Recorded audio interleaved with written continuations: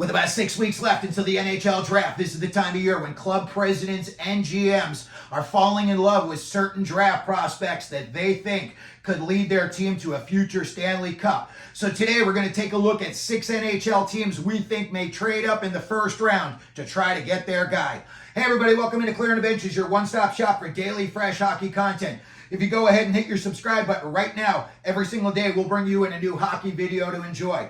Well, the first name up on our list right here is a big one, the Toronto Maple Leafs. And I think it became very obvious in that first round loss to the Boston Bruins that they need to thicken up their defense. I think they've got enough firepower up front, even if they were to move on from Marner to Tavares. I still think they've got enough juice up there that they could get the job done if they bought in a real steady defenseman. I think what they're looking for is a nasty guy like Carter Yakimchuk. I think Yakimchuk would be perfect for Toronto. Listen, there's rumors they could be bringing in Craig Berube. A guy like Berube would love Yakimchuk. This is a nasty kid who is not afraid to take penalties, and he is not afraid to stand up for his teammates, and he is not afraid to do what he's got to do to get the job done.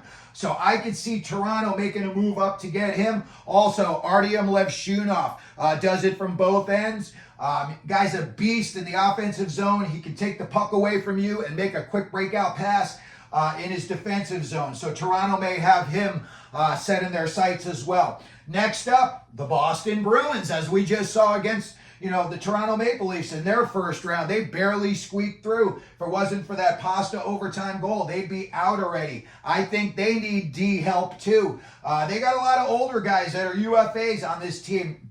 Van Riemsdyk, Shattenkirk, Derek Forbort, Grelchek, Maroon. I think they're all walk-away free agents, and those guys are all older and nothing for nothing, except JVR, a little splash in the playoffs. I don't think any of these guys did enough to bring them back. So I could see a team like Boston.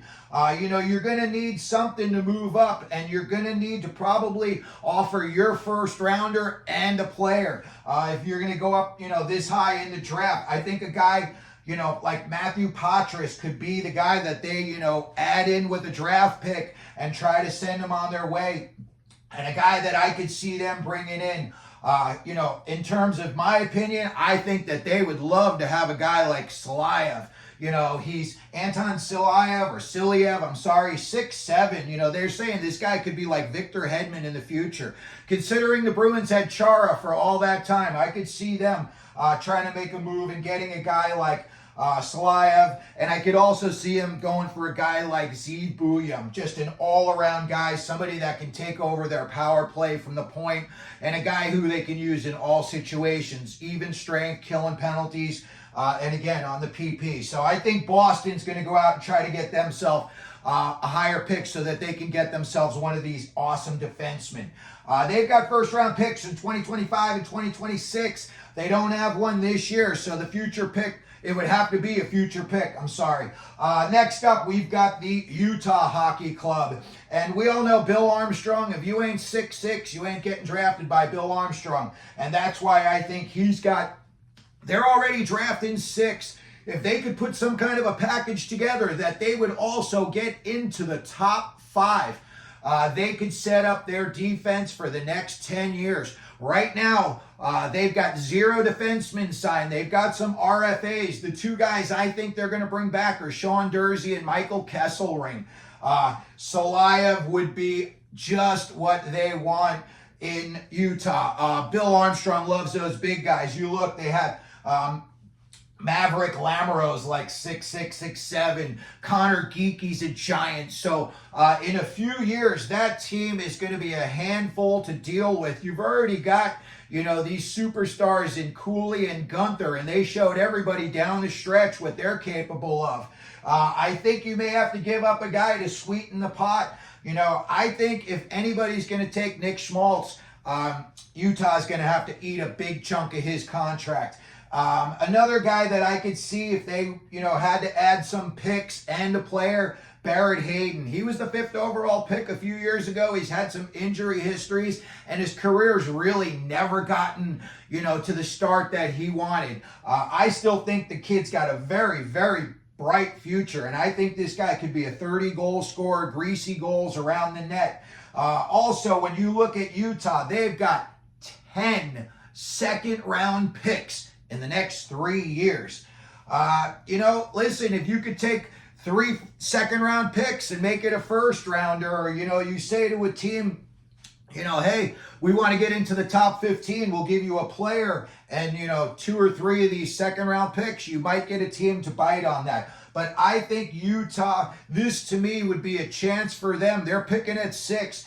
If at the end of this draft, they could come out of it with Salayev and, Zeev Buium, they would be set for their future on the back end, especially in addition to Durzi and Kesselring. So I could definitely see Utah trying to move up and get a second first rounder. I don't think they're going to move off their number 6 pick, and I think they would try to get into the top 5.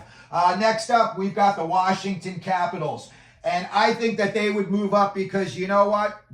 All eyes are going to be on Ovechkin this year. The spotlight is definitely going to be on him. Every move he makes starting in the preseason is going to be, discussed. I think that they need to get an offensive distributor. They're an old, slow team. You saw that against the Rangers in the playoffs. They got smoked. They really didn't have any bite back at all. And Ovechkin didn't even get on the score sheet in those 4 games. I know that they've got some offensive firepower they could bring up in the future with Miroshnichenko. He's highly, highly skilled. Maybe you bring him up next year and you put him alongside Ovechkin. But I think they could also be looking for someone to replace Carlson on D. Again, there's 7 awesome defensemen that are going to be going possibly in the top 10, 12, 15.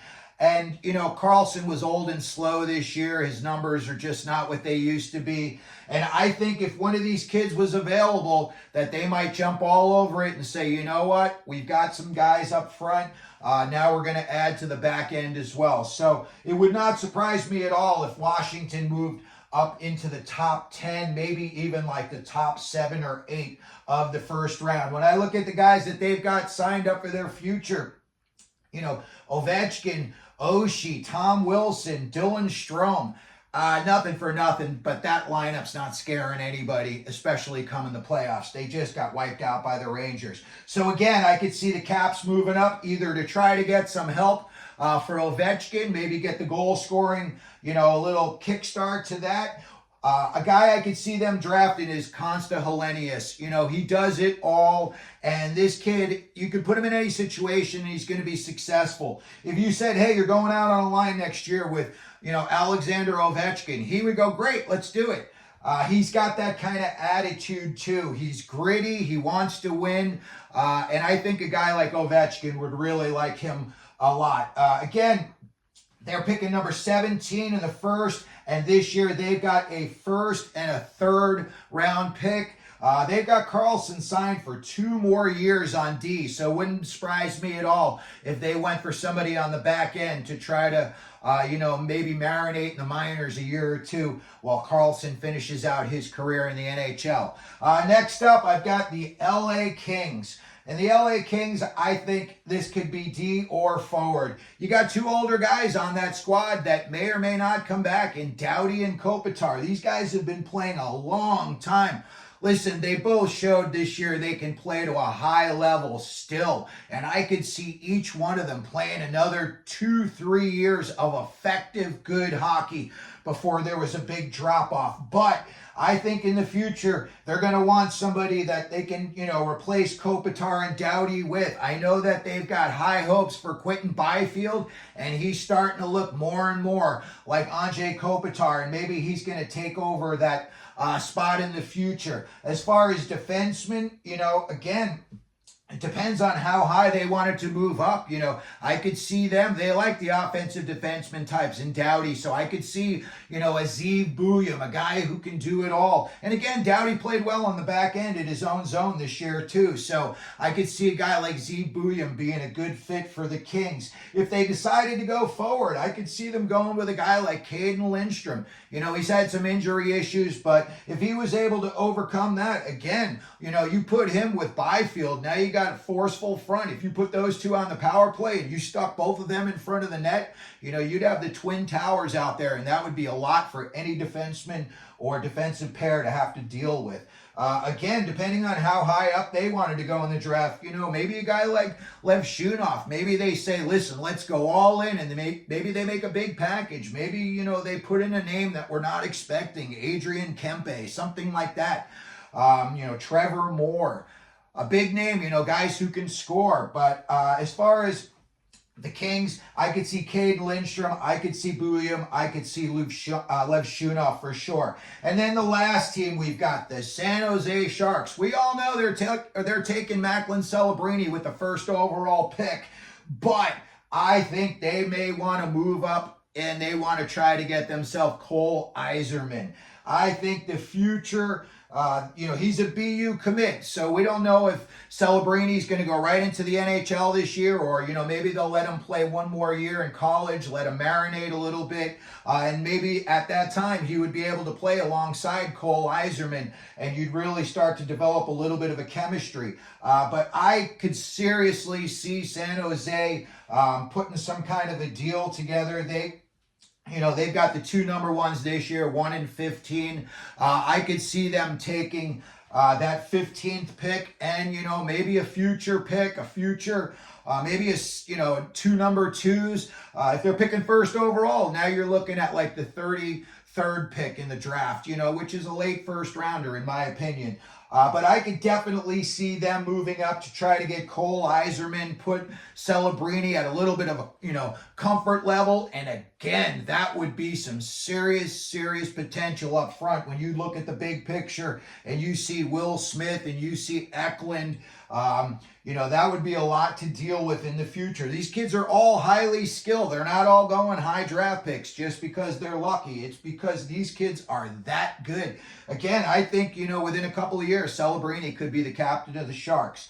So that's going to do it for today's episode. We wanted to take a look at 6 teams we think might move up in the first round to try to get their guy. Let me know what you think down in the comments section. Let me know what you think your favorite team's going to do in the draft. If they're going to stand pat, they're going to make a deal. If you could, please hit the like button. If you could hit the subscribe button. And as we always do here at Clearing the Benches, let them know you're out there.